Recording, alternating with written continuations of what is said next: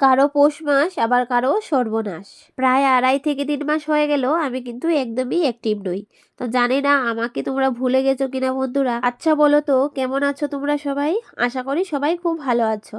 আর এই 3টে মাস থেকেই আমাদের পরিবারের উপর দিয়ে যা যাচ্ছে এবং আমাদের সকলের মনের অবস্থা কিন্তু ভীষণ খারাপ। সবকিছুই খুবই খারাপ যাচ্ছিল। শুধু যে এই 3টে মাস তা নয়, তার আগেও কিন্তু আরো খারাপ ছিল, কিন্তু এই 3 মাস ভীষণ খারাপ।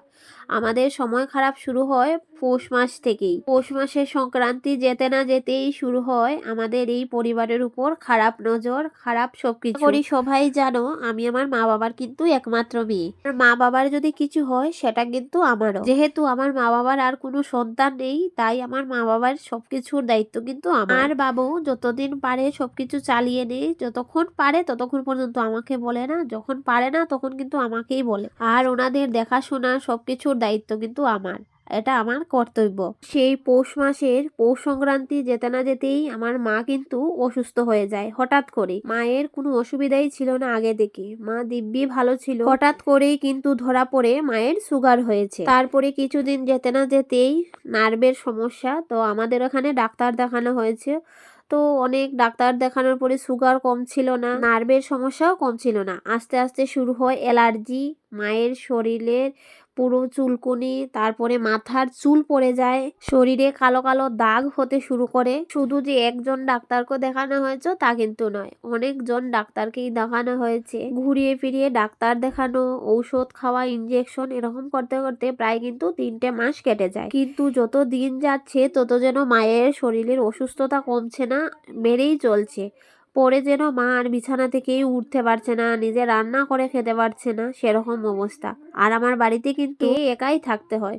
পাশে আমাদের কাকু, আমার কাকি, আমার ভাই ছিল সবাই। আর বাবা কিন্তু আমাদের এখানেই থাকতো, মানে বেঙ্গালুরু। মা যখন বাড়িতে থাকতো তখন কিন্তু আমার কাকু, কাকি, ভাই, আমার পিসি, আমার পিসির ভাই, মামা বাড়ির সবাই কিন্তু মাকে দেখাশোনা করতো।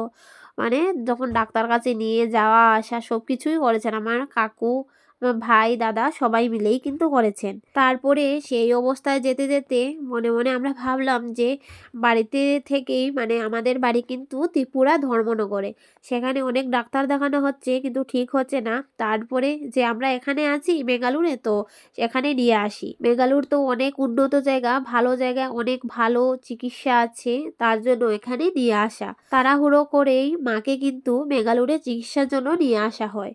এই যে মাকে আনতে গিয়েছিলাম অনেক খুশি মনে যে মা তাড়াতাড়ি সুস্থ হয়ে যাবে। আর যদি অসুস্থ থাকে তাহলে সবাই জানো যে মনের অবস্থা কেমন হয়। শুধু আমার মা নয়, প্রত্যেকেরই অসুস্থ থাকাকালীন যে খারাপ সময়টা চলে, সেই রকম খারাপ সময় মনে হয় আর কখনো হতে পারে না।